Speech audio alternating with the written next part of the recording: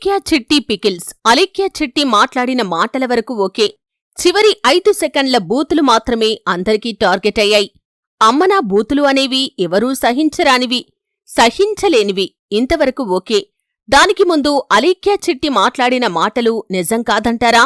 నువ్వు గట్టిగా ఫోకస్ చేయాలమ్మా కెరియర్ మీద. ఎందుకంటే లేదంటే నీ గర్ల్ ఫ్రెండో లేదంటే నీ పెళ్ళమో వదిలిపడింది కాబట్టి నువ్వు అడిగిన ఏమి నువ్వు కొనలేవు కాబట్టి అని నేను వదిలి నా మాటిని నువ్వు కెరియర్ మీద ఫోకస్ చేసి అప్పుడు ప్రేమ పెళ్ళిళ్ళు ఇటు జోలికి వెళ్ళు. ఎందుకంటే ముష్టి పచ్చడే కొనలేకపోతున్నావు. నువ్వే పడరా గోల్డ్ ఏం కొనిస్తావురా దానికి.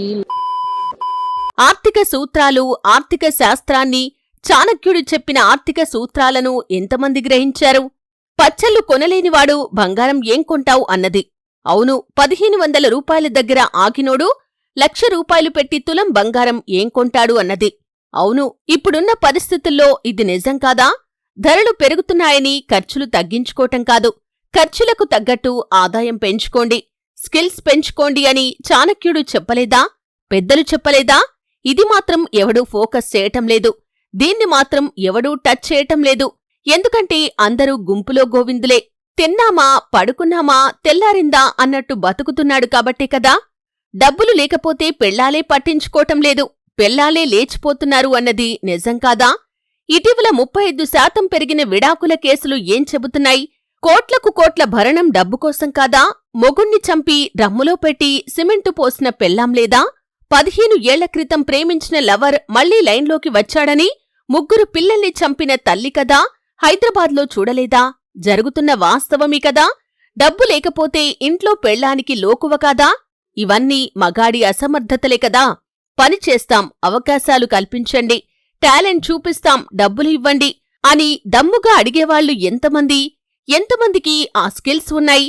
కెరియర్పై ఫోకస్ పెట్టు, డబ్బులు సంపాదించు అనటమంటే ఆ అమ్మాయికి భవిష్యత్తుపై, నేటి సమాజంలో ఆడోళ్లు ఎలా ఉన్నారు అనేది కరెక్ట్గా, అద్భుతంగా అంచనా వేసింది అనటంలో సందేహం లేదు. హైదరాబాద్ హైటెక్ సిటీలో నీలోఫర్ కేఫ్. అక్కడ టీ, చాయ్ 250 రూపాయలు. అక్కడికి వెళ్లి టీ 250 రూపాయలా, 50 రూపాయలకు ఇస్తావా అని ఎవరైనా అనగలరా? షిఫ్ట్ కారు 10 లక్షలేంటి, అంత స్పెషల్ ఏంటి? 5 లక్షలకు కారు ఇవ్వొచ్చుగాని మారుతి షోరూం దగ్గరికి వెళ్లి అడగలరా?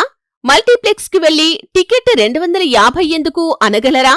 మల్టీప్లెక్స్ లో పాప్కార్న్ 700 రూపాయలా, ఏంటి స్పెషల్ అని అనగలరా?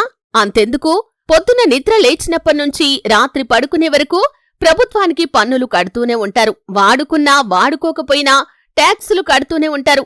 ప్రభుత్వాన్ని నిలదీసే దమ్ము అలేఖ్య చిట్టిపై లేచిన యూట్యూబ్ నోళ్లకు. మాటలు అదే రీతిలో ప్రభుత్వాన్ని ప్రశ్నించగలరా? అలేఖ్య చిట్టి బూతులను ఎవరూ సమర్థించరు. సమర్థించే సంస్కారం మాకు లేదు. 20 ఏళ్ల అమ్మాయి సమాజం ఎలా ఉంది? ఏ రీతిగా సమాజం ఆలోచిస్తుంది? ఈ కాలం అమ్మాయిలు ఎలా ఉన్నారు? వ్యాపారాలు ఎలా ఉన్నాయి? ధరలు ఎలా ఉన్నాయి? అందుకు తగ్గట్టుగా మనం ఎలా బ్రతకాలి? ఆదాయాన్ని ఎలా పెంచుకోవాలి? డబ్బుంటే జీవితం అని చెప్పకనే చెప్పింది కదా. కార్పొరేట్ ఆస్పత్రులకు వెళ్లి డిస్కౌంట్ అడుగుతారా?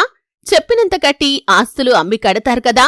ఏం పన్నులు కడుతున్నాం, ప్రభుత్వ ఆస్పత్రులకు ఎందుకు వెళ్లటం లేదు అంటే మాత్రం ఈ సోకాల్డ్ వాళ్లకు నోటి మాటలు రావు.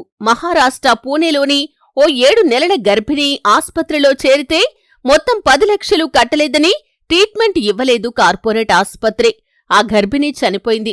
ఇక్కడ డబ్బులే కదా సమస్య అయింది. ఈ విషయాన్ని ఎంతమంది గ్రహించారు?